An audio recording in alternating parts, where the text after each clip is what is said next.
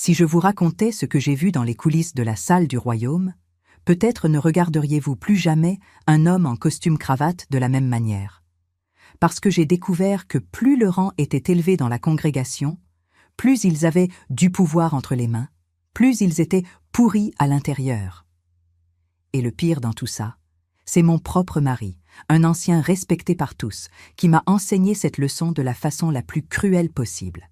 Il n'a pas seulement trahi moi, il a trahi Dieu, il a trahi toute la congrégation, et il a eu le culot de me faire taire pendant 20 ans, en utilisant le nom de Jéhovah pour me maintenir prisonnière dans un mariage qui n'était que du théâtre.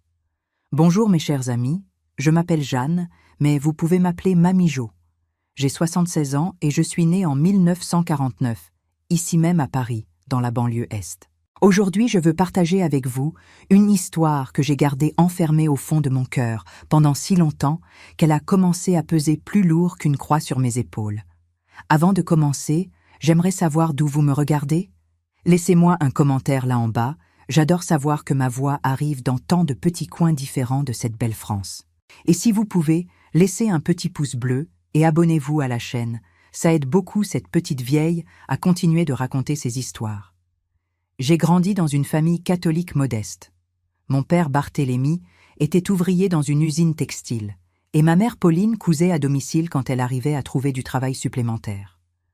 On habitait dans un petit appartement de 3 pièces, avec un sol en lino que ma mère lavait tous les jours jusqu'à ce qu'il brille. J'étais l'aînée de 5 enfants, alors j'ai vite appris que la vie n'était pas un jeu. À 12 ans, je savais déjà faire le riz, les haricots, laver le linge au lavoir, et m'occuper des petits pendant que ma mère allait livrer ses coutures chez les bourgeoises du quartier. C'était une vie dure, mais elle était honnête, vous voyez? On n'avait pas grand-chose, mais on avait notre dignité. Mon père buvait le samedi, c'est vrai, mais il n'a jamais levé la main sur personne. Ma mère était une sainte, de ces femmes qui arrivaient à faire des miracles avec 1 kilo de farine et 2 œufs. Quand j'avais 17 ans, en 1966, j'ai connu les témoins de Jéhovah. C'était par l'intermédiaire d'une voisine, Madame Irène, qui avait commencé à fréquenter la salle du royaume et qui parlait tout le temps du paradis sur terre, de comment Dieu allait détruire ce système de choses mauvais et que seuls les élus allaient survivre. J'étais jeune, pleine de rêves et de peur en même temps, et tout ça m'a semblé avoir du sens. Le monde était une folie. Il y avait les événements de mai 68, tout le monde avait peur, les informations parlaient de guerre là-bas, et cette promesse d'un monde nouveau, parfait, où il n'y aurait plus de souffrance, m'a attirée comme la lumière attire les papillons de nuit. Ma mère n'a pas du tout apprécié quand j'ai commencé à aller aux réunions, elle disait que c'était des trucs de protestants, que je trahissais la foi catholique de la famille. Mais j'étais enchantée, complètement ensorcelée par ce monde nouveau, qui s'ouvrait à moi. À la salle du royaume, j'ai rencontré Olivier. Il avait 6 ans de plus que moi. Il avait 23 ans. C'était un pionnier permanent, de ceux qui consacraient tout leur temps à prêcher de porte en porte.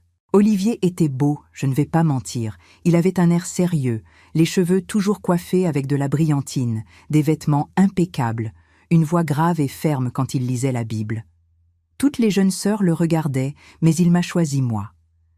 Il a commencé à me porter une attention particulière après les réunions, il me prêtait des publications, il me proposait de me raccompagner à vélo, il m'aidait à préparer mes études bibliques. Mon cœur de petite sotte a complètement fondu.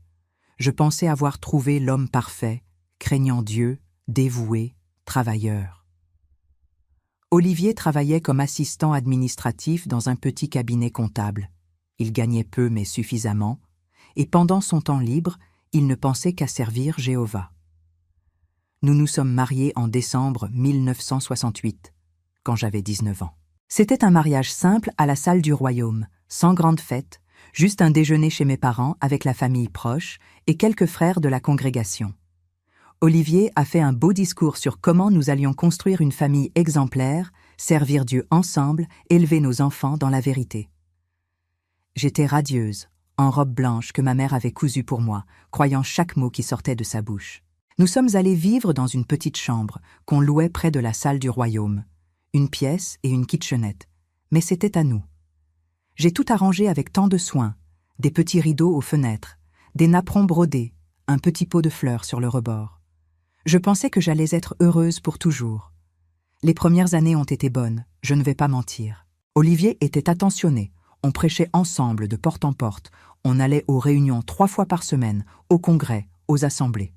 Je me suis fait baptiser en 1969 et j'ai plongé corps et âme dans cette vie. J'ai arrêté de parler à plusieurs amies d'enfance parce qu'elles étaient mondaines. J'ai coupé les liens avec une partie de ma famille qui n'acceptait pas ma religion. Olivier disait que c'était nécessaire, qu'on ne pouvait pas avoir de communion avec les ténèbres, que les vrais chrétiens devaient se séparer du monde. Et j'obéissais à tout. Chaque parole de sa part était une loi pour moi. En 1971 est née ma première fille, Géraldine. 2 ans plus tard est venue Hélène. Olivier voulait un garçon, mais Dieu ne nous en a pas donné, et il a accepté avec résignation, disant que dans le nouveau monde, on aurait autant d'enfants qu'on voudrait. En 1975, quand j'avais 26 ans, Olivier a été nommé assistant ministériel, un poste à responsabilité dans la congrégation. J'étais tellement fière, on avait l'impression qu'on montait l'échelle spirituelle. Il a commencé à avoir plus d'obligations, des réunions d'anciens, préparer des discours, s'occuper de la littérature, organiser le ménage de la salle. Je soutenais tout, je m'occupais des filles toute seule, de la maison. Je prêchais pendant mon temps libre. Je faisais tout pour être l'épouse exemplaire qu'un témoin de Jéhovah devait être. Olivier passait de plus en plus de temps hors de la maison, toujours avec des excuses de choses de la congrégation, et je ne me doutais de rien. Je lui faisais aveuglément confiance. Après tout, c'était un homme de Dieu, un assistant ministériel. Comment pourrait-il faire quelque chose de mal? En 1978 est arrivée l'opportunité qui allait changer nos vies complètement. Le siège des témoins de Jéhovah en France, qui se trouvait à Louviers, avait besoin de couples pour y travailler. Olivier s'est porté candidat et nous avons été acceptés. Je n'arrivais pas à y croire. Ça ressemblait à un rêve, un privilège immense. On allait vivre et travailler au siège, au Bethel comme on l'appelait, servant directement l'organisation de Jéhovah. Olivier est allé travailler au département de service, s'occupant de la correspondance et des orientations pour les congrégations, et moi je suis allée à la buanderie, m'occupant du linge des béthélites. Les filles sont restées dans un programme d'éducation là-bas même. Tout était organisé, tout était bien. On avait une chambre, la nourriture, tout était fourni. On avait l'impression d'avoir atteint le sommet. Les premiers mois, j'étais éblouie partout. Je me levais à 5 heures du matin, j'allais au petit déjeuner communautaire, puis au texte du jour avec tous les béthélites réunis, et ensuite chacun allait à son travail. Je passais la journée à la buanderie avec d'autres sœurs, lavant, repassant, pliant des montagnes de linge. C'était un travail pénible, la chaleur était insupportable, mais je faisais tout avec joie parce que je pensais servir Dieu. Olivier travaillait au bureau, toujours élégant en costume-cravate, avec une petite mallette sous le bras, important. Il montait dans l'organisation, assumant plus de responsabilités, voyageant pour donner des conférences dans d'autres congrégations, participant à des comités judiciaires. En 1982, il a été nommé ancien, le grade le plus élevé qu'un homme pouvait avoir dans une congrégation. J'étais au 7e ciel de fierté. Mais c'est justement quand il a atteint ce grade que les choses ont commencé à changer. Olivier a commencé à devenir de plus en plus distant, plus froid avec moi. Quand on était seul dans la chambre, il me regardait à peine, il me parlait à peine. J'essayais d'être affectueuse, de faire les choses qu'il aimait, mais j'avais l'impression d'être devenue invisible. Il disait qu'il était fatigué, qu'il avait beaucoup de responsabilités, que je ne comprenais pas la pression qu'il subissait. Notre mariage était devenu une formalité. On ne se voyait qu'aux repas communautaires et aux réunions. Au lit, ça faisait des années qu'il ne me touchait plus.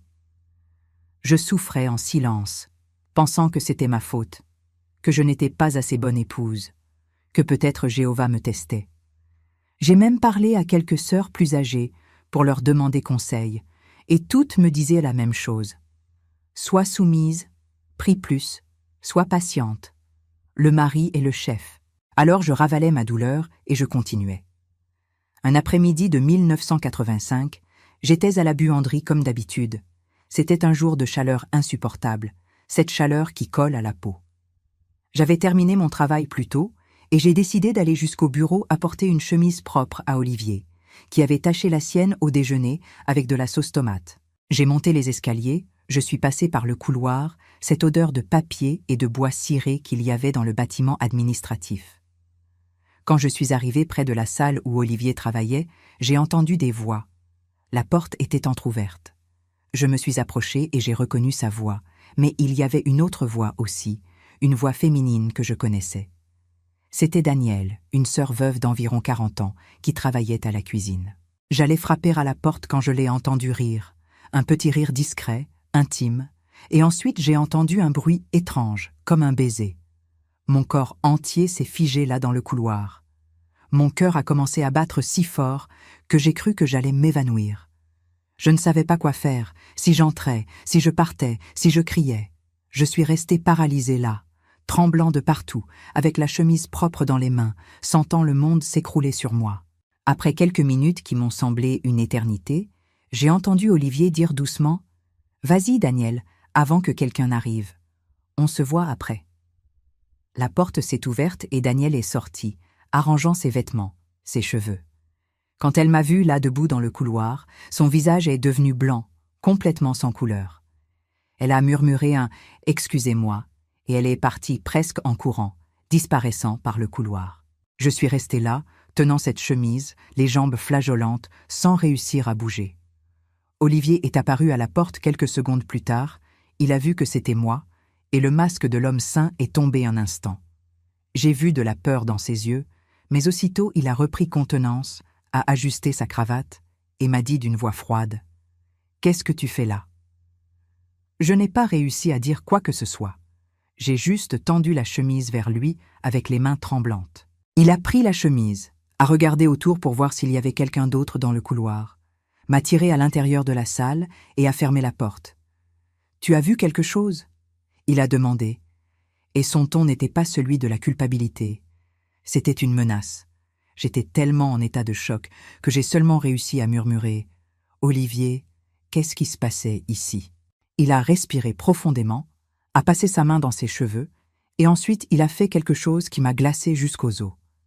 Il a souri. Il a souri et a dit « Jeanne, tu ne comprends rien. Daniel m'aidait avec des documents. C'est toi qui as l'esprit pollué.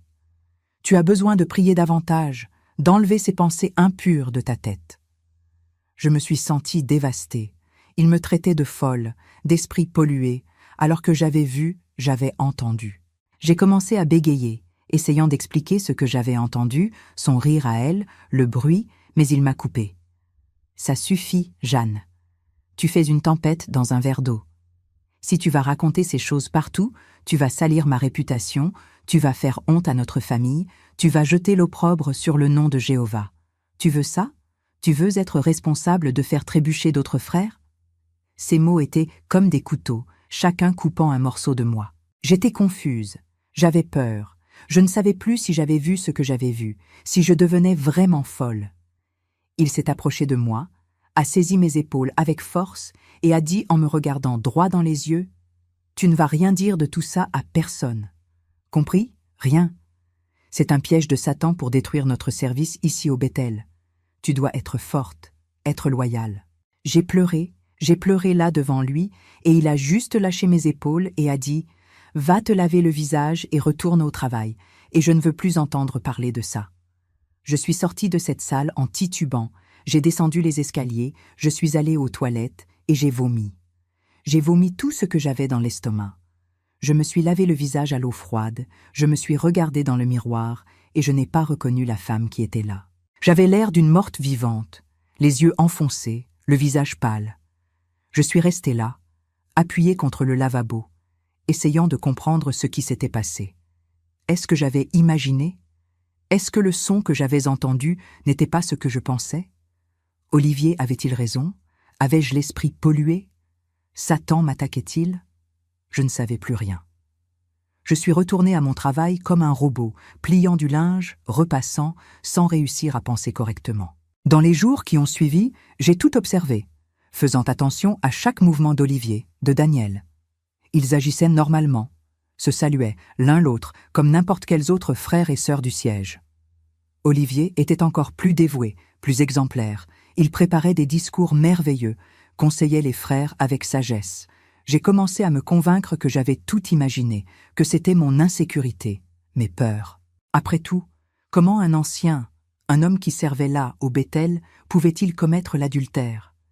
C'était impossible. C'était moi qui étais malade de la tête. J'ai essayé de me rapprocher à nouveau d'Olivier, d'être une meilleure épouse, mais il restait distant, froid. Quand je parlais de ce jour-là, il se fâchait, disait que je le persécutais, que j'avais besoin d'arrêter avec ça, ou qu'il allait parler aux anciens de mes problèmes spirituels. Des mois ont passé, et j'ai essayé d'enterrer tout ça. Mais la graine du doute avait été plantée, et elle ne cessait de grandir. J'ai commencé à faire attention à d'autres choses qui passaient inaperçues avant. Olivier sortait beaucoup le soir, disant qu'il avait des réunions d'anciens, des visites à des frères malades, des comités judiciaires. Il rentrait tard, avec une odeur de parfum différente parfois, avec des traces de rouge à lèvres discrètes sur le col de sa chemise que je voyais quand je les apportais à laver. Mais chaque fois que j'essayais de demander quelque chose, il m'accusait d'avoir une jalousie maladive, de laisser Satan entrer dans ma tête. Je vivais dans un enfer silencieux, sans pouvoir parler à personne, parce que si je parlais, qui allait me croire? Moi, la blanchisseuse ou l'ancien respecté? En 1987, s'est passé quelque chose qui a confirmé mes soupçons une fois pour toutes. On était rentré à Louviers, après une assemblée régionale à Rouen, c'était un dimanche soir. Olivier a dit qu'il allait à une réunion d'anciens d'urgence et il est sorti juste après le dîner. Je suis restée dans la chambre avec un mal de tête horrible. J'ai pris un médicament et j'ai fini par m'endormir tôt. Je me suis réveillée au milieu de la nuit. Il devait être environ 3 heures du matin et Olivier n'était toujours pas rentré. Je me suis inquiétée. Je me suis levée. Je suis allée jusqu'à la fenêtre de la chambre qui donnait sur le parking intérieur du siège. C'est alors que j'ai vu. J'ai vu Olivier arriver en voiture, mais il n'était pas seul. Il est sorti du côté conducteur, a fait le tour et a ouvert la porte passager. Il est sorti de la voiture Clémentine, une autre sœur qui travaillait au département de rédaction, une femme d'environ 35 ans, mariée. Ils sont restés là à parler doucement, ils ont ri de quelque chose, et ensuite, juste devant moi, sous la faible lumière du réverbère, ils se sont embrassés. Ce n'était pas un baiser rapide, c'était long, intime, plein de désir. Mes jambes ont faibli, je me suis accrochée au rideau pour ne pas tomber. Je n'étais pas folle. Je n'avais pas imaginé. C'était réel. Mon mari me trompait, et ce n'était pas avec une seule femme. J'avais vu avec Daniel, et maintenant je voyais avec Clémentine. Combien d'autres y en avait-il? Je me suis assise sur le lit, dans le noir, tremblant de la tête aux pieds. Quand Olivier est entré dans la chambre une demi-heure plus tard, essayant de ne pas faire de bruit, j'étais réveillée, assise sur le lit.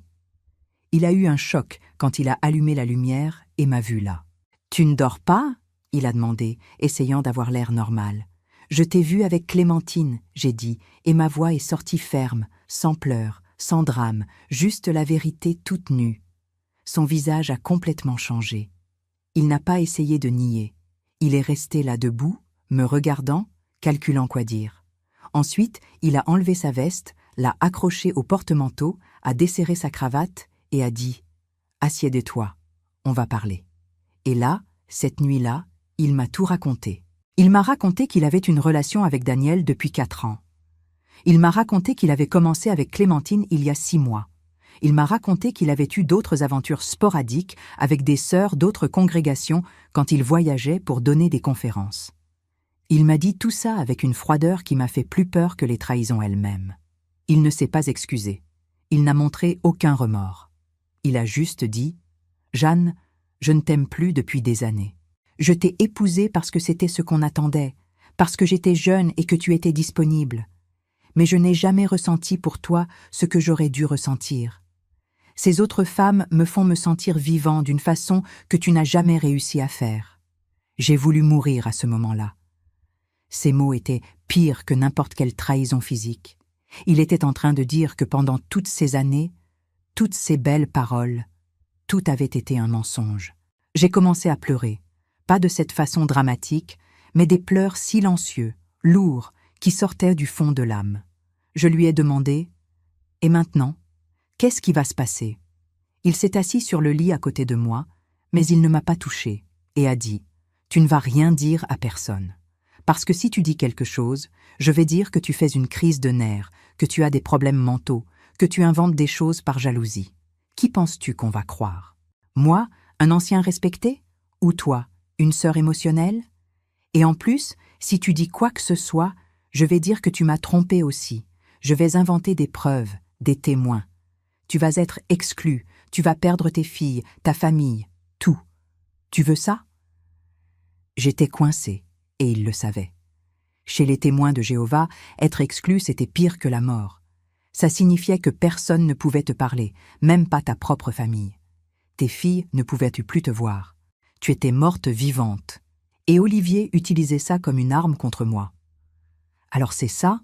j'ai demandé. « Je vais devoir faire semblant de ne rien savoir? Je vais devoir continuer à être ton épouse exemplaire pendant que tu continues avec ces autres ?» Il a respiré profondément et a dit « Tu vas continuer à être ma femme devant tout le monde. Tu vas continuer à vivre ici, à travailler, à aller aux réunions. Mais dans notre chambre, tu n'es qu'une colocataire. Tu ne vas pas me questionner, tu ne vas pas me surveiller, tu ne vas pas faire de scène. En échange, je garantis que tu continues ici au Bethel, près de tes filles, avec ta position dans la congrégation. C'est un bon arrangement pour nous deux. » J'étais sous le choc. Il me proposait de vivre un mensonge pour le reste de ma vie. Mais que pouvais-je faire? Je n'avais nulle part où aller, je n'avais pas d'argent, je n'avais pas de métier à part laver du linge. Mes filles étaient là, endoctrinées dans ce système. Toute ma famille m'avait rejeté quand j'étais devenu témoin de Jéhovah. Si je partais, je perdais tout. Alors, cette nuit-là de 1987, j'ai vendu mon âme. J'ai accepté son arrangement. Et pendant 13 ans, de mes 38 ans jusqu'à mes 51 ans, j'ai vécu cet enfer particulier. J'ai continué à laver du linge à la buanderie, j'ai continué à aller aux réunions 3 fois par semaine, j'ai continué à sourire et à saluer tout le monde, j'ai continué à être l'épouse exemplaire de l'ancien Olivier. Mais à l'intérieur, j'étais morte, complètement morte. Pendant ces 13 ans de silence forcé, j'ai découvert peu à peu l'ampleur de la pourriture qui existait derrière les portes de la salle du royaume. Olivier n'était pas le seul. Il y avait des anciens qui battaient en leurs femmes, qui étaient des alcooliques cachés, qui détournaient en l'argent des contributions. Il y avait des assistants ministériels qui abusèrent de leur autorité, qui harcelaient les jeunes sœurs. Mais tout était étouffé. Tout était réglé en interne. Tout était caché sous le tapis pour ne pas salir l'image de l'organisation. Les femmes qui essayaient de dénoncer étaient traitées de menteuses, d'inadaptées, de problématiques. Les hommes avaient toujours raison, ils étaient toujours protégés. Je voyais tout ça, et je ne pouvais rien faire, parce que j'étais moi.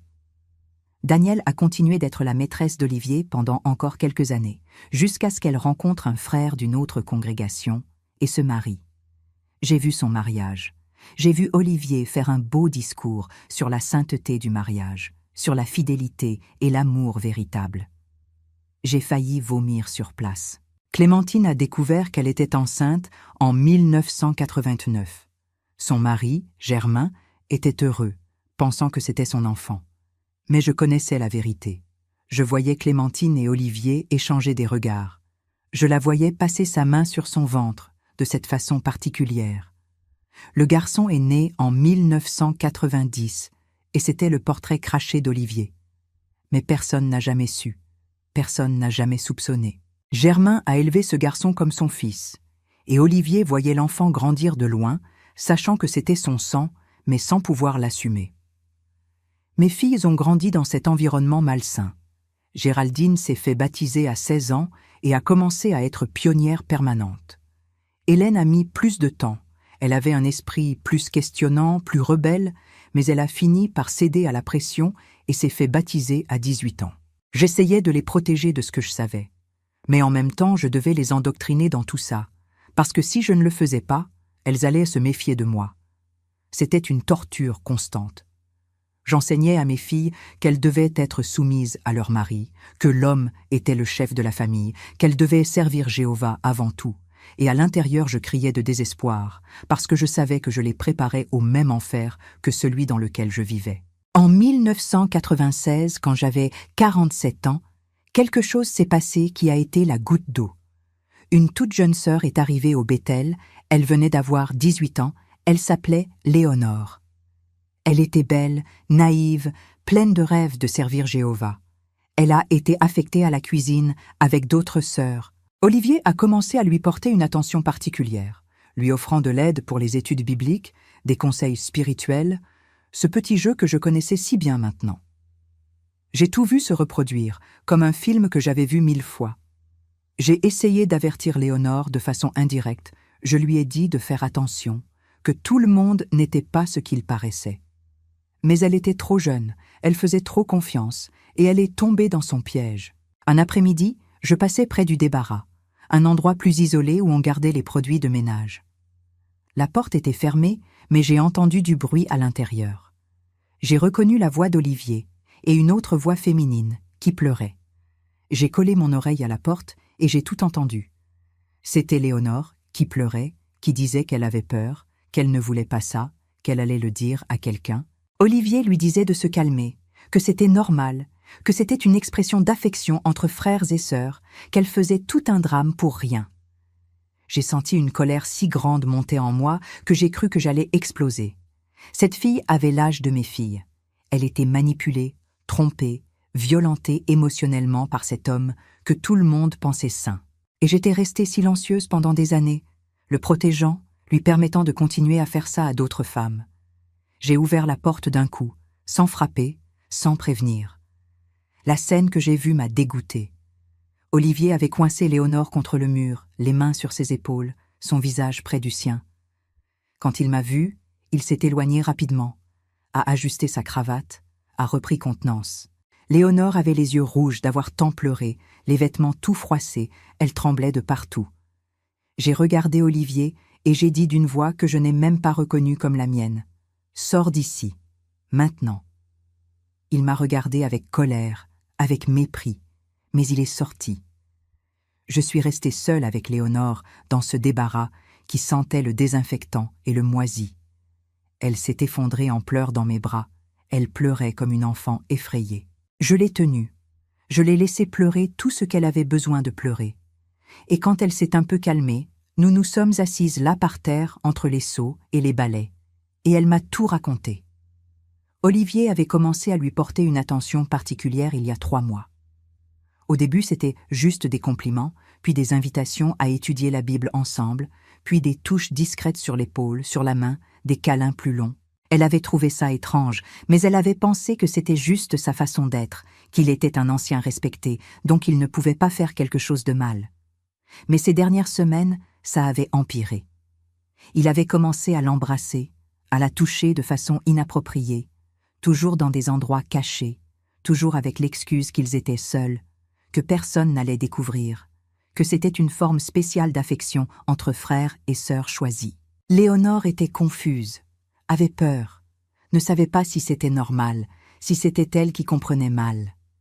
Il disait que si elle racontait ça à quelqu'un, personne ne la croirait, qu'elle était trop jeune, qu'on penserait qu'elle essayait de séduire un ancien marié, qu'elle serait exclue et lui resterait là, intouchable.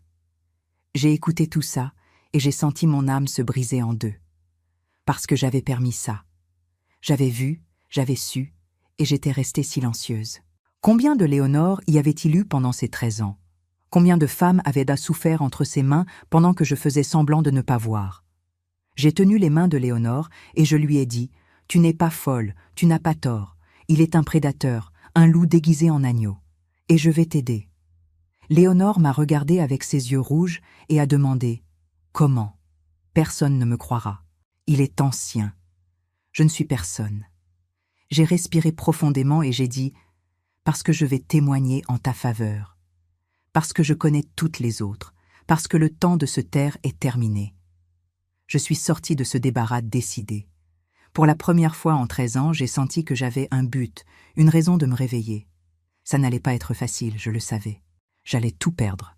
Mais je ne pouvais plus vivre avec ce poids sur la conscience. Léonore était terrorisée, m'a supplié de ne rien faire, a dit qu'elle préférait tout oublier, qu'elle avait peur de ce qui pourrait arriver. Mais je lui ai dit « Je ne vais pas te laisser vivre ce que j'ai vécu. Je ne vais pas laisser d'autres filles passer par là. Ça s'arrête maintenant. J'ai demandé une réunion avec le collège des anciens. Il y avait 5 anciens en plus d'Olivier: Anselme, Valdemar, Gérard, Édouard et Maurice. Des hommes âgés, sévères, sérieux, qui prenaient les décisions importantes du siège. La réunion s'est tenue dans une salle fermée, juste moi, eux 6 et un magnétophone sur la table. J'avais demandé à enregistrer parce que je voulais tout documenter. Olivier était assis là, feignant l'inquiétude, faisant mine de ne pas comprendre ce qui se passait. J'ai commencé à parler. J'ai tout raconté. Chaque trahison que je connaissais, chaque femme que j'avais vue avec lui, Daniel, Clémentine, Léonore, toutes les autres dont j'avais entendu parler au fil des années. J'ai parlé de l'arrangement qu'il m'avait forcé à accepter, des menaces, du chantage émotionnel. J'ai parlé pendant presque 2 heures, sans m'arrêter. Olivier est resté assis là, trop calme, trop silencieux. Quand j'ai terminé, les anciens sont restés silencieux. Puis Anselme, qui était le plus âgé d'entre eux, s'est éclairci la gorge et a dit « Sœur Jeanne, ce sont des accusations très graves. Avez-vous des preuves de ce que vous dites ?» Des preuves. Il voulait des preuves. Comment allais-je avoir des preuves de conversations qui s'étaient passées il y a des années? De baisers que j'avais vus dans l'ombre? De menaces faites dans ma propre chambre? J'ai dit que j'avais Léonore comme témoin, qu'elle pouvait confirmer ce qui s'était passé aujourd'hui. Valdemar a secoué la tête et a dit « Un témoin ne suffit pas. La Bible dit qu'il faut 2 ou 3 témoins pour établir une accusation. Avez-vous quelqu'un d'autre ?» J'ai dit que j'avais Daniel, Clémentine, d'autres femmes. Mais Gérard m'a interrompu. La sœur Daniel est mariée depuis des années et heureuse. La sœur Clémentine a une famille établie. Vous voulez détruire la vie de ces personnes avec des accusations sans fondement? Vous comprenez que c'est de la calomnie, que c'est un péché grave? C'est alors qu'Olivier a finalement parlé. Il était calme, contrôlé, comme toujours. Il a dit « Frère, je sais ce qui se passe ici. Ma femme Jeanne est malade. Elle souffre de crises de jalousie pathologique depuis des années. J'ai essayé de l'aider. J'ai prié pour elle. J'ai cherché des conseils spirituels. Mais elle refuse d'accepter de l'aide. Elle vit en inventant des histoires dans sa tête, accusant des sœurs innocentes d'avoir des liaisons avec moi. C'est une situation très triste. J'aime ma femme, mais je ne sais plus quoi faire. » Je l'ai regardé sans croire ce que j'entendais. Il faisait exactement ce qu'il avait menacé de faire 13 ans plus tôt. Il me faisait passer pour folle. Les anciens m'ont regardé avec pitié, avec méfiance. Édouard a dit « Sœur Jeanne, vous vous sentez bien?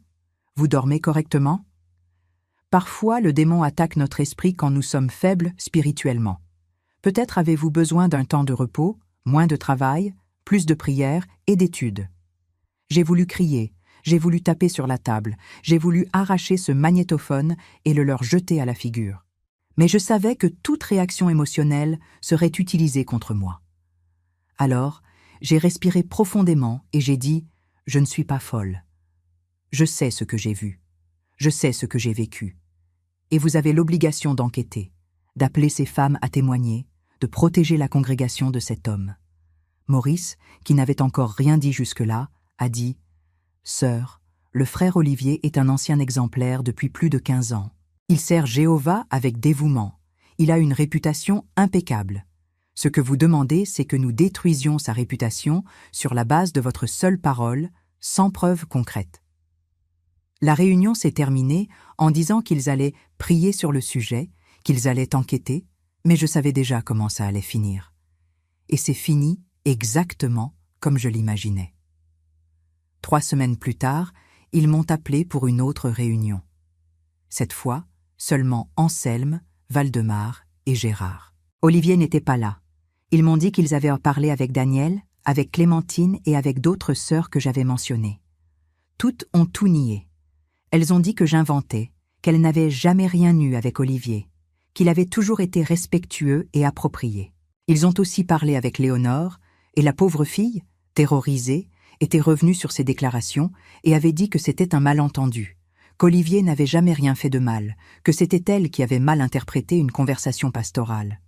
Anselme m'a dit qu'ils étaient arrivés à la conclusion que je souffrais de problèmes spirituels et émotionnels graves, que j'avais besoin de chercher de l'aide. peut-être même une aide professionnelle en plus de l'aide spirituelle, que je faisais de fausses accusations contre un serviteur de Jéhovah, ce qui était un péché très grave, que si je continuais avec ça, il n'aurait pas le choix sinon de prendre des mesures disciplinaires contre moi. En d'autres termes, je serais exclue si j'insistais. Je suis restée assise là à écouter tout ça, sentant le monde s'écrouler encore une fois. J'ai demandé « Et si je prouve? Et si j'obtiens plus de témoins, plus de preuves ?» Valdemar a secoué la tête et a dit « Sœur Jeanne, nous avons déjà enquêté. Il n'y a rien à prouver. L'affaire est close. Nous vous suggérons de vous concentrer sur le renforcement de votre spiritualité, sur être une épouse plus soumise et aimante, sur faire plus confiance à Jéhovah. » Je suis sortie de cette réunion morte à l'intérieur, complètement détruite. J'avais tout risqué, j'avais tout exposé, et ça n'avait servi à rien. Olivier restait là, intouchable, respecté, puissant. J'étais la folle, la problématique, la femme hystérique qui inventait des choses. Mes filles, qui avaient appris la réunion par les ragots, qui avaient couru dans le siège, me regardaient avec honte. Géraldine m'a dit que j'avais fait honte à la famille, qu'elle ne croyait pas que j'avais fait ça à leur père. Hélène est restée silencieuse, confuse, ne sachant pas qui croire. Olivier a joué le rôle du mari patient et compréhensif, disant à tout le monde qu'il aidait sa femme à passer par ce moment difficile, que c'était une épreuve que Jéhovah permettait pour renforcer leur foi. J'ai continué à vivre là au Bethel, mais je suis devenue un fantôme. Les sœurs m'évitaient, chuchotaient quand je passais, me regardaient avec pitié ou avec mépris. Je n'étais plus appelée pour des travaux importants, je n'étais plus invitée aux réunions sociales, j'étais devenue une paria dans ma propre communauté. Olivier, par contre, a continué à monter. En 1998, il a été appelé à faire partie du collège gouvernant régional, un poste de prestige énorme. Il voyageait dans toute la France pour donner des conférences, étant applaudi, admiré, vénéré. Et je restais là à la buanderie, lavant ses vêtements et ceux de tous les autres, avalant mon humiliation tous les jours. Les années suivantes ont été les plus sombres de ma vie. J'ai développé une dépression sévère, mais je ne pouvais pas chercher d'aide psychologique parce que les témoins de Jéhovah voyaient ça comme une faiblesse spirituelle. Je prenais des médicaments en cachette, que j'obtenais par l'intermédiaire d'une sœur qui travaillait dans une pharmacie. J'ai beaucoup grossi. J'ai arrêté de prendre soin de moi, je vivais juste en pilotage automatique. Je me réveillais, je travaillais, j'allais aux réunions comme un zombie, je retournais dans la chambre que je partageais avec Olivier, mais où nous n'échangions jamais un mot, et je dormais avec l'aide de médicaments. C'était une mort vivante. J'ai pensé au suicide plusieurs fois, mais j'avais peur de ce qui se passerait après. Parce que les témoins enseignent que ceux qui se suicident n'ont aucun espoir de résurrection. En 2000, quand j'avais 51 ans, quelque chose s'est passé qui a tout changé. Hélène, ma plus jeune fille, est apparue dans ma chambre un soir tard, en pleurant. Elle avait 27 ans. Elle était mariée à un frère nommé Hilaire depuis 3 ans. Et j'ai pensé qu'elle avait peut-être des problèmes dans son mariage, mais ce n'était pas ça. Elle s'est assise sur mon lit, a tenu mes mains et a dit « Maman, je te crois. » Je n'ai pas compris. Elle a continué. « Je crois ce que tu as dit sur papa. Je l'ai vu avec une autre femme. J'ai vu de mes propres yeux. » Mon cœur s'est emballé. J'ai demandé ce qu'elle avait vu, où, quand. Hélène m'a raconté qu'elle était allée chercher son père dans son bureau il y a 2 semaines, c'était tard dans la nuit, et qu'elle l'avait vu sortir d'une salle cachée avec Nadine, une jeune sœur de 23 ans qui travaillait à la couture. Ils étaient en train d'arranger leurs vêtements, ses cheveux à elle étaient en désordre, et quand ils avaient vu Hélène, ils étaient devenus blancs. Olivier avait donné la même excuse que d'habitude, qu'il parlait de sujets confidentiels de la congrégation, qu'Hélène avait mal compris. Mais Hélène n'était plus une enfant. Elle avait vu. Et là, elle a commencé à se souvenir d'autres choses, de situations étranges de son enfance, de fois où elle avait vu son père avec d'autres femmes dans des situations suspectes, mais qu'elle avait enfoui au fond de son esprit parce que ça ne pouvait pas être vrai, parce que papa était ancien, parce que Jéhovah ne le permettrait pas. Mais maintenant, tout avait du sens. Toutes les pièces du puzzle s'assemblaient. « Maman, pardonne-moi de ne pas t'avoir cru. Pardonne-moi d'avoir pris son parti. J'étais aveugle, je ne voulais pas voir. J'ai tant pleuré cette nuit-là que j'ai cru que j'allais me déshydrater. J'ai pleuré de soulagement d'avoir enfin quelqu'un qui me croyait, de ne plus être seule dans cet enfer. Hélène a dit qu'elle allait m'aider à sortir de là, qu'on allait partir ensemble, que peu importe ce qui arriverait, elle ne me laisserait pas seule. Mais je savais que ce n'était pas si simple. Si on partait, on serait exclu. Elle perdrait son mari, qui était un témoin fanatique. Elle perdrait sa sœur, Géraldine, qui restait ferme dans l'organisation. Elle perdrait tous ses amis, toutes ses connaissances. J'avais déjà perdu ma famille d'origine il y a des décennies. Je n'avais plus de contact avec personne de l'extérieur. Où allions-nous aller? Comment allions-nous survivre? Je n'avais pas de métier, je n'avais pas d'argent économisé, je n'avais rien. Mais Hélène était décidée. Elle a dit « Maman, la liberté n'a pas de prix. Je préfère vivre pauvre et libre que de vivre dans cette prison dorée. » Dorée était une façon de parler, parce que le Bethel n'était pas luxueux, mais il y avait du confort, il y avait de la sécurité, tout était prévu. Nous avons passé les mois suivants à planifier notre fuite, parce que c'était vraiment ça, une fuite. Hélène a commencé à économiser de l'argent en cachette de son mari. Je faisais des travaux de couture supplémentaires pour quelques sœurs et je gardais le peu que je gagnais. On cherchait des endroits où vivre, des emplois possibles, des façons de recommencer. Ce n'était pas facile, parce qu'on devait tout faire en cachette, sans éveiller les soupçons. Hélène a commencé à se disputer plus avec Hilaire, créant une excuse pour une possible séparation. J'ai commencé à dire que ma santé empirait, que j'avais besoin de quitter le Bethel pour me faire soigner. Tout était calculé, tout était planifié avec soin. En juillet 2001, presque 20 ans après avoir découvert la première trahison d'Olivier, je suis finalement sortie du siège des témoins de Jéhovah. Je suis partie avec une petite valise de vêtements, 300 € dans la poche que j'avais réussi à économiser, et ma fille Hélène à mes côtés. J'ai laissé un mot pour Olivier disant seulement « Tu ne peux plus me contrôler, tu ne peux plus me faire taire. Un jour, la vérité apparaîtra, et quand ça arrivera, tu tomberas du piédestal que tu as construit avec des mensonges. » Ils ne m'ont pas exclu formellement parce que je n'ai pas donné de motif officiel. Je suis simplement partie.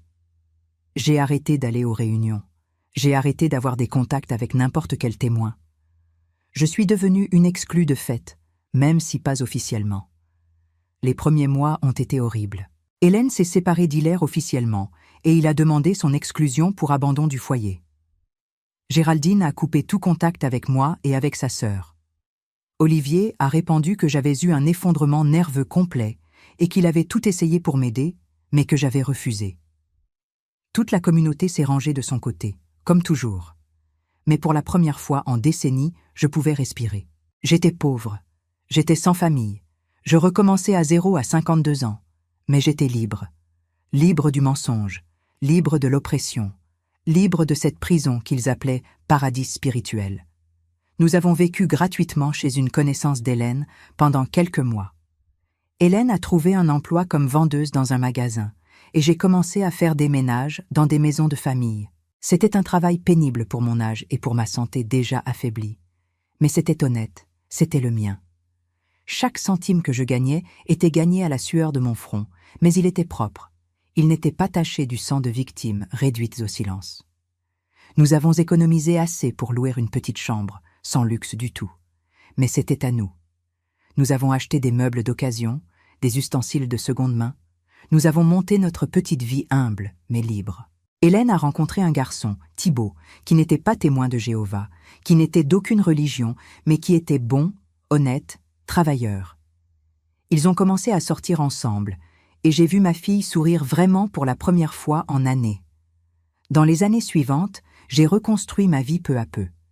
C'était difficile, très difficile. J'ai dû apprendre à vivre dans le monde qu'on m'avait toujours enseigné être mauvais, satanique, dangereux. J'ai découvert que les gens là-bas n'étaient pas des monstres. J'ai découvert qu'il y avait des gens bien partout, qu'on n'avait pas besoin de religion pour être décent, pour avoir du caractère.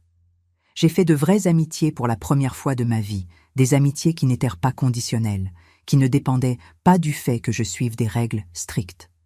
J'ai appris à fêter les anniversaires, quelque chose que je n'avais jamais fait en tant que témoin. J'ai appris à regarder des films, à écouter de la musique, à vivre sans la peur constante de déplaire à Dieu ou à l'organisation. En 2006, 5 ans après être sortie, j'ai reçu un appel téléphonique. C'était d'une femme qui s'est présentée comme Yvette. Elle a dit qu'elle avait été témoin de Jéhovah pendant 20 ans, qu'elle était sortie récemment et qu'elle avait entendu parler de mon histoire par d'autres ex-témoins qui commençaient à se connecter sur Internet. Elle m'a demandé si j'accepterais de parler avec elle, de raconter mon expérience, parce qu'elle rassemblait des témoignages de femmes qui avaient été abusées dans l'organisation. J'ai accepté. Nous nous sommes rencontrés dans une boulangerie simple près de chez moi et nous avons parlé pendant des heures. Je lui ai tout raconté, chaque détail que j'avais vécu. Elle a pleuré avec moi, a partagé son histoire qui était similaire, et m'a dit qu'elle avait des dizaines d'autres femmes avec des histoires semblables. C'est par l'intermédiaire d'Yvette que j'ai connu d'autres survivantes. On a commencé à se rencontrer régulièrement, un petit groupe, informel, juste pour parler, pour se confier, pour se soutenir. Ce n'était rien d'organisé, ça n'avait pas de nom, pas de structure. C'était juste des femmes blessées, essayant de guérir ensemble. J'ai entendu des histoires qui ont fait bouillir mon sang. Des femmes qui avaient été violées par des anciens et réduites au silence. Des femmes qui avaient perdu des enfants en refusant des transfusions sanguines.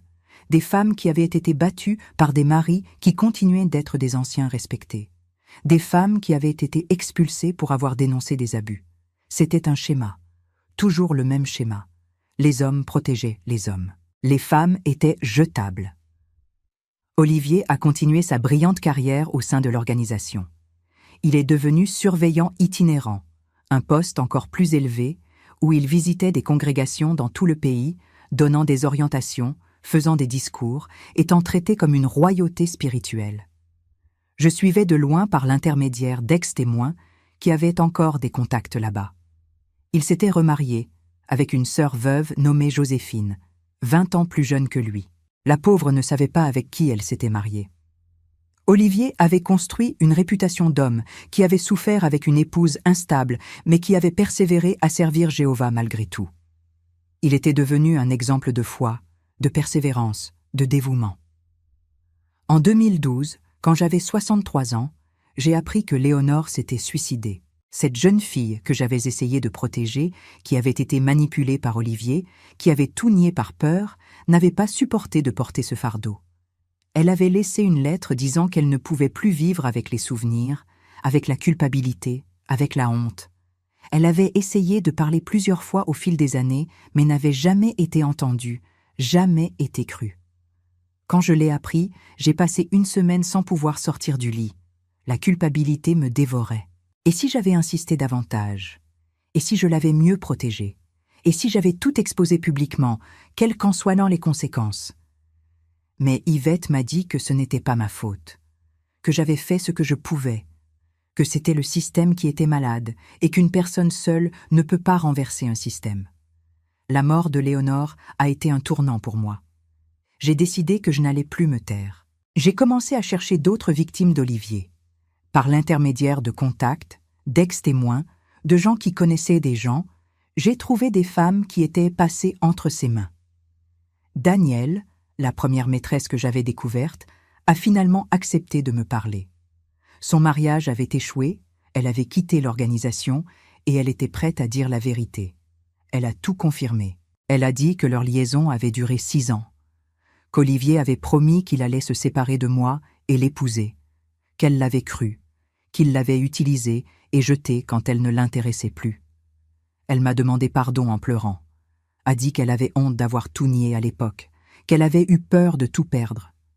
Clémentine a été plus difficile à convaincre. Elle était toujours mariée à Germain, elle était toujours témoin active, et elle avait beaucoup à perdre. Mais quand elle a appris la mort de Léonore, quelque chose a changé en elle.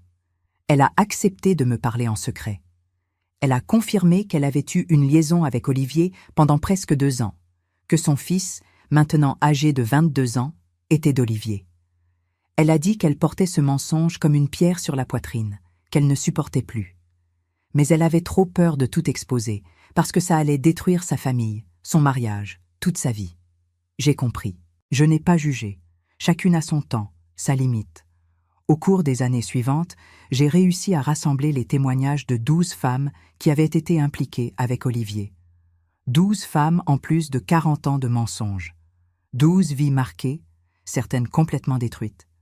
J'ai enregistré les témoignages, j'ai tout documenté ce que j'ai pu, mais je ne savais pas quoi faire de tout ça. Je ne pouvais pas aller à la justice ordinaire parce que la plupart des cas étaient trop anciens, prescrits. Je ne pouvais pas le dire à l'organisation parce que je savais déjà qu'ils ne feraient rien. Alors j'ai tout gardé, attendant le bon moment, si tant est que ce moment devait arriver un jour. En 2020, quand la pandémie a commencé et que le monde s'est arrêté, les choses ont commencé à changer sur Internet. Les ex-témoins ont commencé à créer des chaînes, des pages, des groupes, exposant les abus de l'organisation. Des histoires qui restaient cachées avant ont commencé à émerger. Des milliers de personnes ont commencé à partir, à questionner, à exposer. J'ai vu que c'était peut-être le moment. J'ai créé un compte sur un réseau social, sans montrer mon visage, sans donner mon vrai nom, et j'ai commencé à publier sur mon histoire. Sur les 20 ans que j'avais passés au siège, sur ce que j'avais vu, sur les trahisons, sur les femmes réduites au silence, sur l'hypocrisie, sur la pourriture cachée derrière les portes de la salle du royaume. L'impact a été énorme. Des milliers de personnes ont commencé à me suivre, à partager, à commenter, en disant qu'elles avaient vécu des choses similaires. D'autres victimes, d'autres anciens, d'autres dirigeants. Le schéma était toujours le même. Abus de pouvoir, réduction au silence des victimes, protection des abuseurs. L'organisation a commencé à réaliser qu'elle perdait le contrôle du récit. Ils ont commencé à faire des vidéos mettant en garde contre les apostates sur Internet, contre les gens amers qui inventaient des mensonges. Mais plus ils essayaient d'étouffer, plus les gens parlaient. Olivier, à cette époque, avait déjà 78 ans. Il était toujours surveillant itinérant, il donnait toujours des conférences, il était toujours respecté. Mais je voyais dans les commentaires sur Internet que certaines personnes commençaient à poser des questions sur lui, à questionner, à enquêter. Des ex-témoins qu'il avait reconnus ont commencé à partager des histoires étranges, des comportements suspects qu'ils avaient observés. Son masque a commencé à se fissurer. En 2023, une des femmes que j'avais interviewées, Marlène, a décidé d'exposer son nom publiquement. Elle a enregistré une vidéo racontant l'abus qu'elle avait subi d'Olivier quand elle avait 25 ans. Elle a montré des preuves, de vieilles lettres qu'il lui avait écrites, des photos d'eux deux ensemble, dans des situations compromettantes. La vidéo est devenue virale. Des milliers de vues en quelques heures. Et là, d'autres femmes ont pris courage. Danielle a fait son témoignage public. 3 autres femmes que je ne connaissais même pas sont apparues en disant qu'elles avaient aussi été ses victimes. C'était une avalanche. L'organisation ne pouvait plus ignorer. Olivier a été écarté de ses fonctions pour raison de santé, selon le communiqué officiel. Mais tout le monde savait ce qui s'était passé. Sa réputation, construite sur des décennies de mensonges, s'est effondrée en quelques semaines. Joséphine, sa seconde épouse, s'est séparée de lui et a aussi quitté l'organisation. Géraldine, ma fille aînée qui avait été de son côté toutes ces années, a finalement ouvert les yeux. Elle m'a contactée pour me demander pardon, en pleurant, disant qu'elle avait été manipulée autant que toutes les autres, qu'elle avait cru à ses mensonges parce que c'était son père, parce qu'elle ne voulait pas accepter la vérité. Olivier a tout perdu. Il a perdu son poste, il a perdu le respect, il a perdu sa famille. Il est devenu un paria dans l'organisation même qu'il avait servi toute sa vie. Les congrégations ont commencé à couper le contact avec lui, les anciens qui étaient ses amis ont commencé à s'éloigner. Il a essayé de se défendre en disant que c'était tous des mensonges, que c'était une persécution d'apostates, mais personne ne l'a plus cru. Il y avait trop de preuves, trop de témoins, trop d'évidences. La vérité qu'il avait cachée pendant plus de 40 ans a finalement émergé, et elle était laide, pourrie, indéniable. Aujourd'hui, en 2025, j'ai 76 ans. J'habite dans un petit appartement avec Hélène et son mari, Thibaut, qui me traitent comme une reine. J'ai 3 magnifiques petits-enfants qui remplissent ma vie de joie, quelque chose que je pensais ne jamais avoir. Géraldine s'est réconciliée avec moi et a aussi quitté l'organisation. Elle reconstruit sa vie, fait de la thérapie, guérit ses blessures. Mes 2 filles sont près de moi maintenant, et c'est tout ce qui compte.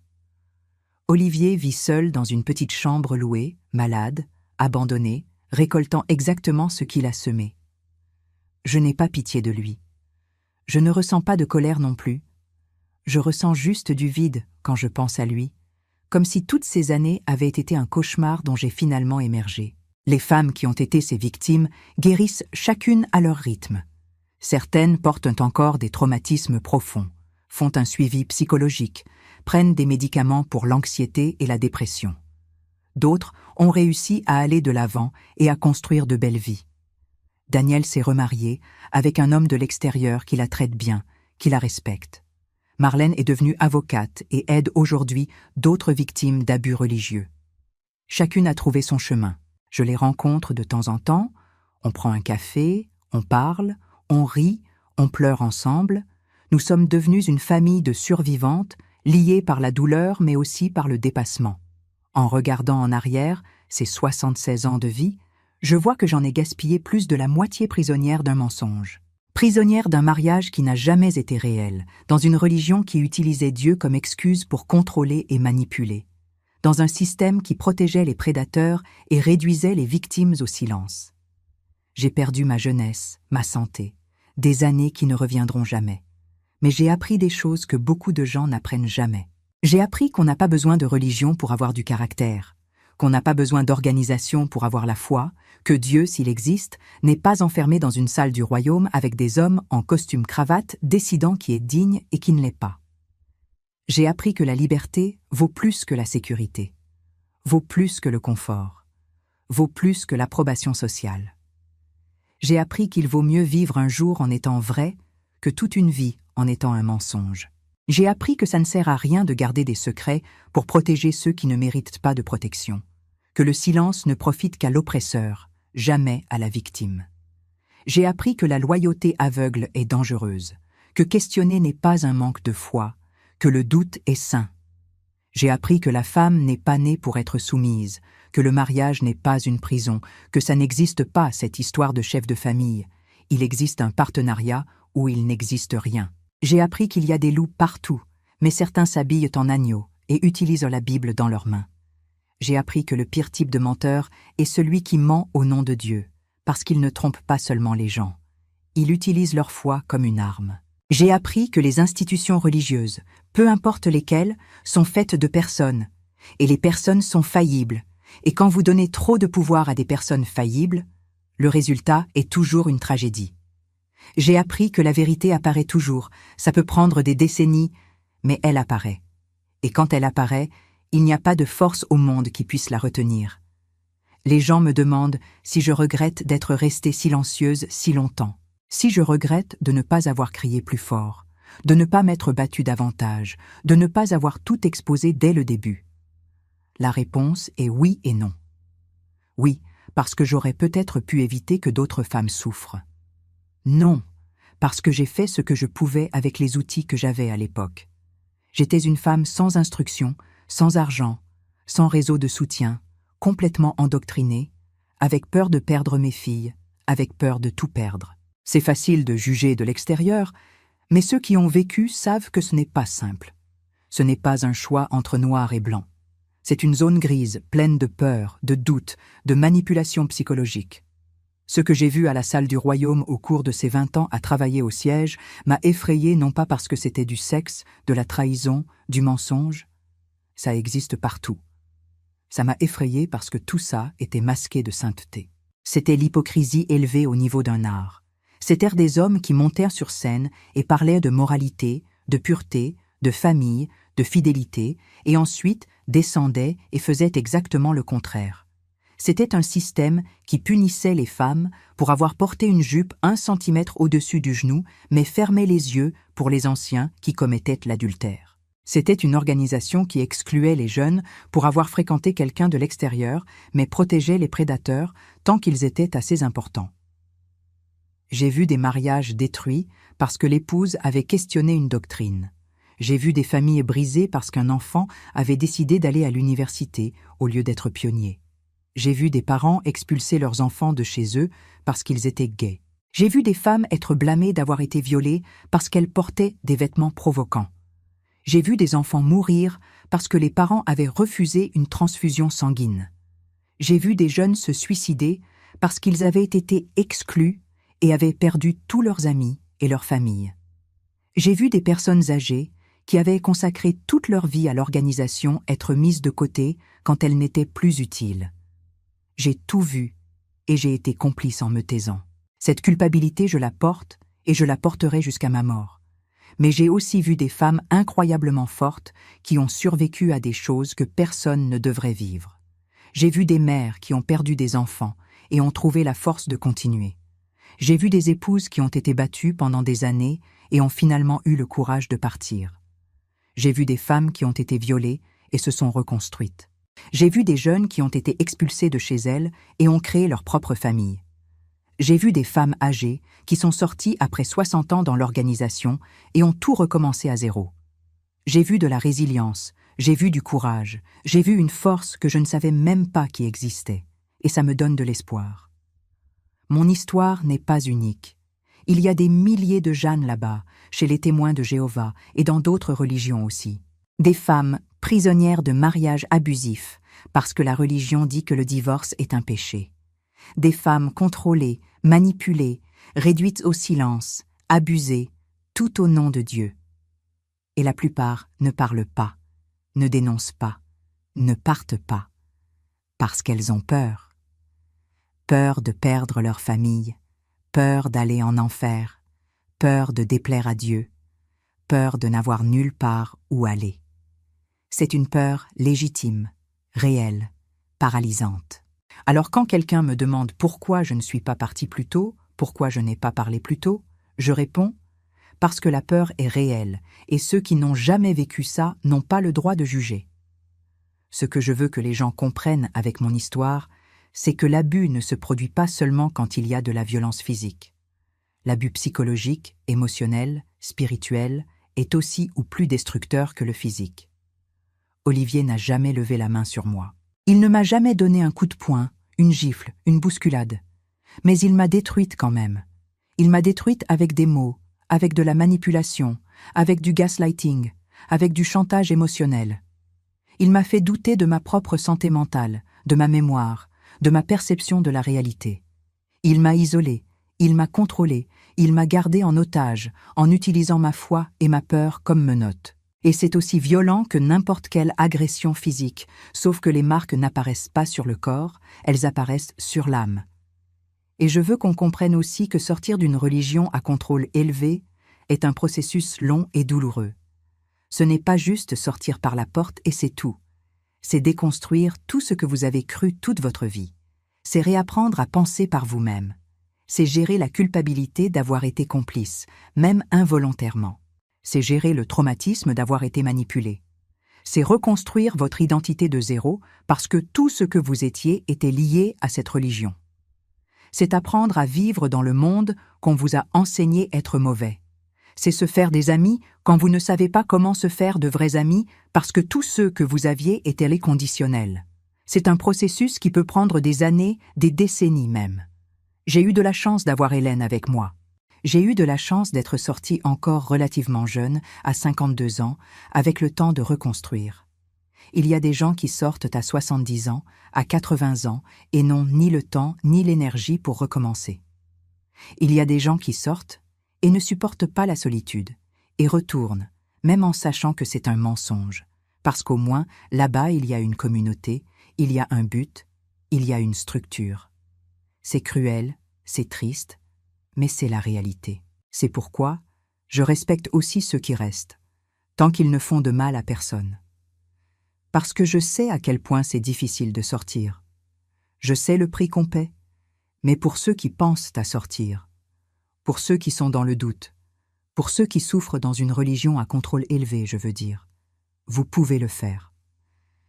Ça va être difficile, ça va faire mal, ça va sembler impossible parfois, mais vous pouvez le faire. La vie dehors n'est pas parfaite. Ce n'est pas un lit de roses, il y a des problèmes comme partout. Mais au moins, ce sont vos problèmes, vos choix, votre vie. Ce n'est pas une vie dictée par des vieux hommes qui ne vous ont jamais vu de leur vie. Ce n'est pas une vie enfermée dans des règles qui n'ont aucun sens. Ce n'est pas une vie vécue avec la peur constante de déplaire à Dieu ou à l'organisation. Et pour les femmes qui sont abusées, qui sont trahies, qui sont manipulées par des hommes qui utilisent la religion comme excuse, ce n'est pas votre faute. Peu importe ce qu'ils disent, peu importe combien de fois ils vous traitent de folle, de problématique, de faible spirituellement. Ce n'est pas votre faute. Vous n'êtes pas folle. Vous n'avez pas imaginé. Vous n'exagérez pas. Ce qu'ils vous ont fait est mal, c'est de l'abus, c'est un crime dans certains cas, et vous ne méritez pas ça. Aucune femme ne mérite ça. Et vous avez le droit de partir, de dénoncer, de reconstruire votre vie loin de ceux qui vous font mal. Peu importe depuis combien de temps vous êtes marié, peu importe combien d'enfants vous avez, peu importe votre âge. Il est toujours temps de vous choisir. Parfois les gens me demandent si je déteste les témoins de Jéhovah, si j'ai de la haine pour l'organisation, pour les anciens, pour Olivier. Et la réponse est non. La haine est un sentiment qui consume, qui corrode de l'intérieur, qui vous attache à la personne ou à la situation qui vous a blessé. Je ne veux plus être attaché. J'ai été attaché trop longtemps. Ce que je ressens, c'est de la pitié. Pitié pour les gens qui sont encore là-dedans, vivant ce mensonge, croyant qu'ils servent Dieu alors qu'ils ne servent qu'une société d'édition qui profite de leur foi. Pitié pour les hommes comme Olivier qui ont gaspillé toute leur vie à construire une façade au lieu de vivre vraiment. Pitié pour les futures victimes qui vont encore tomber dans le piège parce que le système est toujours là, fonctionnant, recrutant, manipulant. Mais je ressens aussi de la colère. Colère contre le système qui permet que ça arrive. Colère contre la politique des 2 témoins qui protègent les abuseurs. Colère contre la culture du silence qui punit ceux qui parlent. Colère contre la misogynie institutionnalisée qui traite les femmes comme des citoyennes de seconde classe. Colère contre l'arrogance de se croire les seuls dans le vrai pendant que des millions de personnes souffrent à cause de leur doctrine. Colère contre l'utilisation du nom de Dieu pour justifier le contrôle, la manipulation, l'abus. Cette colère est saine. Cette colère me motive à continuer de parler, à continuer d'exposer, à continuer d'aider ceux qui veulent sortir. Aujourd'hui, je vis une vie simple. Je reçois une petite retraite, j'aide Hélène avec les petits-enfants, je fais du crochet pour vendre, je prends soin de ma santé qui a été affaiblie par des années de stress et de dépression. J'ai du diabète, de l'hypertension, de l'arthrose, toutes les maladies typiques de ceux qui ont vécu beaucoup de stress dans leur vie. Mais je suis vivante, je suis libre. Je peux penser ce que je veux, dire ce que je veux, faire ce que je veux. Je peux fêter Noël, Pâques, mon anniversaire. Je peux regarder des films qui étaient interdits avant, lire des livres qui étaient considérés comme apostates, avoir des amis de toutes les religions ou sans religion du tout. Je peux être moi-même, sans peur d'être jugé ou puni. Les cicatrices que je porte sont profondes. Il y a des nuits où je rêve encore d'Olivier, des réunions, de ce sentiment d'angoisse constant. Il y a des jours où la culpabilité d'être restée silencieuse si longtemps m'étouffe. Il y a des moments où je me surprends à penser à ce que serait ma vie si je n'étais jamais entrée dans cette religion, si je n'avais jamais rencontré Olivier, si j'avais fait des choix différents. Mais ces cicatrices font partie de qui je suis aujourd'hui. Je ne peux pas effacer le passé, mais je peux choisir quoi en faire. Et je choisis d'utiliser mon expérience pour aider d'autres personnes. Pour montrer qu'il est possible de survivre. Pour montrer qu'il est possible de recommencer. Pour montrer que vous n'êtes pas seul. Mes chers amis qui me suivez jusqu'ici, combien d'entre vous sont déjà passés par quelque chose de similaire? Combien ont déjà ressenti cette peur paralysante de quitter une mauvaise situation parce que l'inconnu fait plus peur? Combien ont déjà été traités de fous pour avoir dit la vérité? Racontez-moi dans les commentaires. Je lis tout, je réponds chaque fois que je peux et je veux que vous sachiez que vos histoires comptent.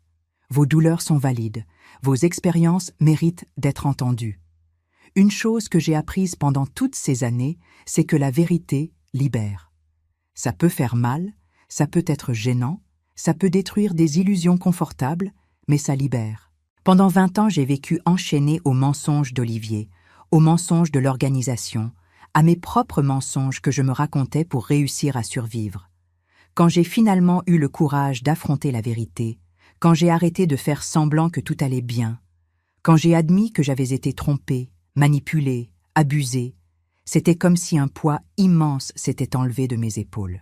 Ça fait mal de lâcher un poids comme ça, parce qu'il était là depuis si longtemps que les muscles s'y sont habitués, la colonne vertébrale s'est courbée, le corps s'est moulé autour.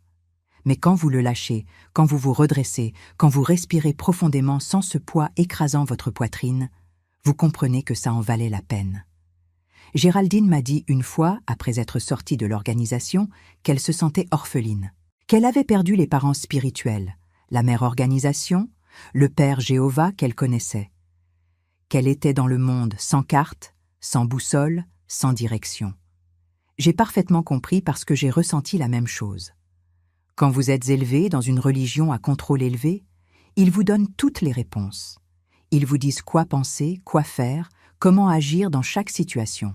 Pas besoin de penser par vous-même, il suffit de suivre les règles. C'est confortable d'une certaine façon, même si c'est oppressif. Parce que penser par soi-même demande du travail, fait peur, ouvre des possibilités infinies qui peuvent être paralysantes. Mais c'est essentiel. C'est humain. C'est vivre vraiment, et non pas être juste un robot suivant une programmation. J'ai dit à Géraldine ce jour-là, « Ma fille, être orpheline fait peur, mais au moins, maintenant tu es maîtresse de toi-même. Il n'y a personne qui te contrôle, qui te manipule, qui t'utilise. Tu es libre de te tromper, de réussir, d'apprendre, de grandir. Et je suis là. Hélène est là. Tu n'es pas seule dans ce chemin. » Et c'est ce que je veux dire à vous tous qui pensez à sortir, qui venez de sortir, qui êtes dans ce processus douloureux de déconstruction. Vous n'êtes pas seuls. Il y a des milliers de nous, dispersés dans le monde, qui sommes passés par là et avons survécu, qui nous sommes trompés, qui avons trébuché, qui avons parfois voulu abandonner, mais qui avons continué. Et nous sommes là pour aider, pour accueillir, pour dire que ça devient plus facile avec le temps. Je ne vais pas mentir et dire que ça devient parfait. Non. Vous allez toujours porter ces marques. Vous aurez toujours des déclencheurs, des moments difficiles, des souvenirs qui font mal. Je me surprends encore automatiquement à détourner le visage quand je vois quelqu'un avec le chariot de littérature des témoins de Jéhovah dans la rue. Je ressens encore un serrement dans la poitrine quand j'entends certains cantiques que je chantais aux réunions. Je rêve encore parfois que je suis de retour au Bethel, prisonnière, sans issue, et je me réveille en sueur froide. Le traumatisme n'a pas de cure magique. Mais il y a la gestion, il y a l'acceptation, il y a la resignification. Aujourd'hui, quand je regarde tout ce que j'ai vécu, je peux voir non seulement la douleur, mais aussi la force. Je peux voir non seulement ce que j'ai perdu, mais aussi ce que j'ai gagné. J'ai perdu des décennies de ma vie, j'ai perdu ma jeunesse, j'ai perdu des opportunités, mais j'ai gagné de la sagesse, j'ai gagné de l'empathie, j'ai gagné la capacité d'identifier la manipulation à des kilomètres. J'ai gagné une appréciation de la liberté que peu de gens ont. J'ai gagné des relations vraies, pas basées sur l'obligation religieuse, mais sur de l'affection sincère. Je me suis gagné moi-même. Et ça n'a pas de prix. Les gens m'arrêtent parfois dans la rue, parce que je partage mon histoire sur Internet et mon visage a fini par devenir connu dans certains cercles.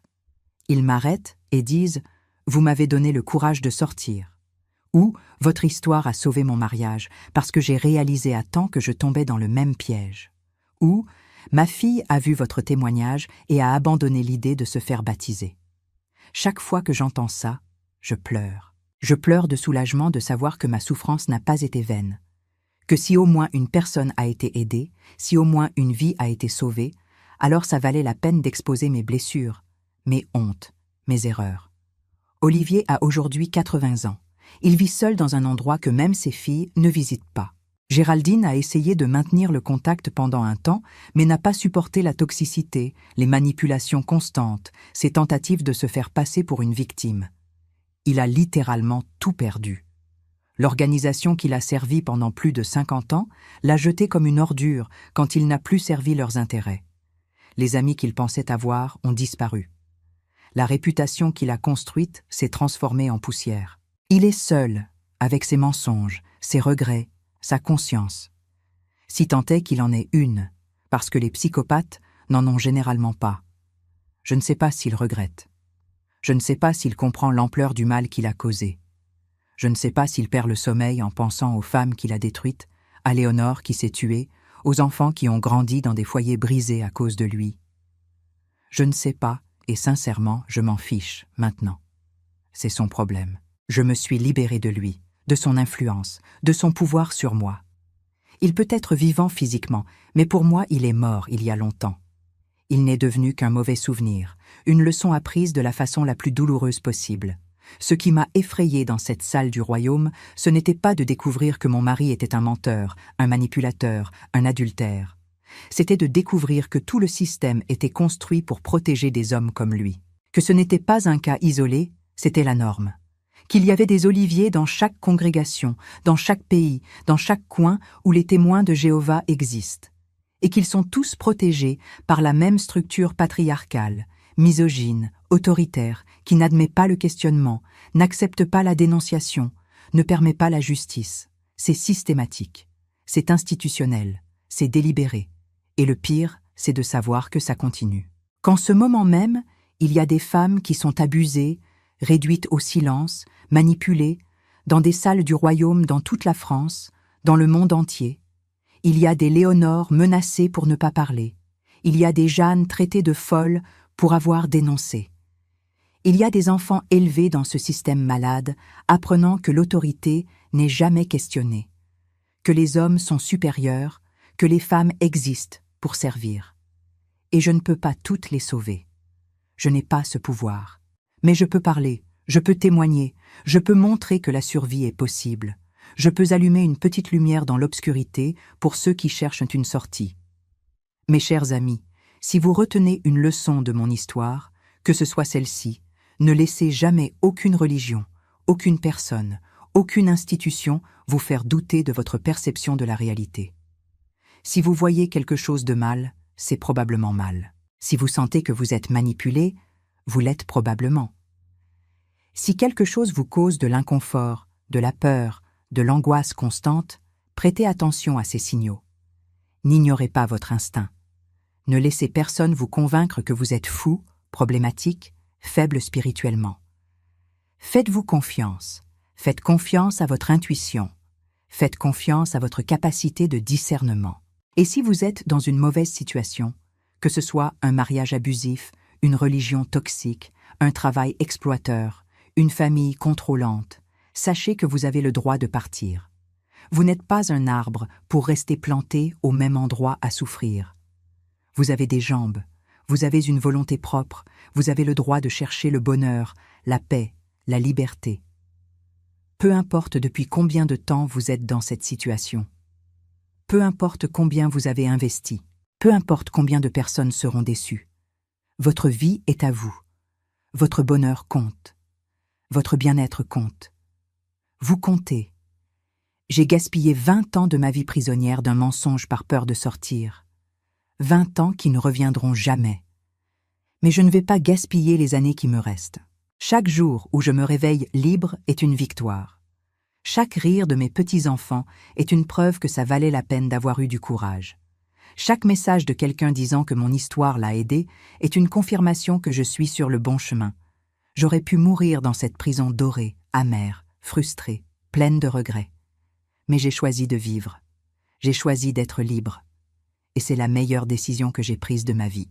Alors si vous me regardez maintenant et que vous hésitez à quitter l'endroit où vous êtes, à dénoncer qui vous fait du mal, à recommencer de zéro, je vous dis, faites-le. Ça va faire mal, ça va faire peur, ça va être difficile. Mais c'est temporaire. La souffrance de rester est permanente. Le regret de ne pas avoir essayé dure pour toujours. Mais la liberté, la liberté est éternelle. Et elle vaut chaque larme, chaque peur, chaque moment d'incertitude. Parce qu'à la fin, quand vous regarderez en arrière, vous vous remercierez vous-même d'avoir eu du courage. Vous vous remercierez d'avoir choisi vous. Et si ça ne marche pas à la première tentative, essayez encore. Et encore. Et autant de fois que nécessaire. J'ai connu des femmes qui sont sorties et revenues 3, 4 fois avant de réussir à rester dehors définitivement. Il n'y a pas de honte à ça. Sortir d'une situation d'abus est un processus, pas un événement unique. C'est la déconstruction d'années, de décennies de conditionnement mental. C'est reprogrammer le cerveau. C'est désapprendre des schémas toxiques. Ça prend du temps. Ça demande de la patience envers soi-même. Ça demande de la compassion. Ça demande de comprendre que vous étiez une victime et que les victimes ne sont pas coupables. Aujourd'hui, en ce moment où je vous parle, je ressens de la gratitude. Gratitude d'être vivante, d'être lucide, d'avoir assez de santé pour raconter mon histoire. Gratitude pour mes filles qui sont revenues vers moi. Gratitude pour les petits-enfants qui remplissent ma maison de bruit et de joie. Gratitude pour les amies survivantes que j'ai faites en chemin. Gratitude pour la liberté que j'ai aujourd'hui, même si elle est venue tard. Gratitude pour chaque jour où je me réveille et peux choisir quoi faire, comment vivre, en quoi croire. Ça n'a pas de prix. C'est tout. Si vous avez aimé mon histoire, s'il vous plaît, laissez un like et abonnez-vous à la chaîne. Ça montre que mon histoire n'a pas été racontée en vain. Racontez-moi dans les commentaires d'où vous regardez. J'adore savoir que ma voix arrive loin, que je touche des cœurs, que je fais une différence d'une manière ou d'une autre. Et si vous connaissez quelqu'un qui vit une situation similaire, partagez cette vidéo. Parce que plus de gens sauront qu'ils ne sont pas seuls, plus de gens comprendront qu'il est possible de survivre et d'être heureux après le traumatisme, plus de vies nous sauverons. Je suis Mamie Jo, j'ai 76 ans, et c'est mon histoire. Une histoire de douleur, oui, mais aussi de dépassement, de perte, mais aussi de gain, d'obscurité, mais aussi de lumière au bout du tunnel. Une histoire dont j'espère qu'elle vous inspirera à ne pas abandonner, à ne pas vous taire, à ne pas accepter moins que ce que vous méritez. Parce que vous méritez d'être heureux. Vous méritez d'être libre. Vous méritez de vivre pleinement, sans chaîne, sans entrave, sans peur. Et c'est ce que je vous souhaite à tous, du fond de mon cœur de grand-mère qui a souffert mais a survécu, qui est tombée mais s'est relevée, qui a failli mourir mais a choisi de vivre. Merci beaucoup de m'avoir écouté. À la prochaine histoire. Que Dieu soit avec vous, ou qui que ce soit en qui vous croyez, parce qu'à la fin ce qui compte c'est l'amour, la vérité et la liberté. Un bisou au cœur de chacun d'entre vous.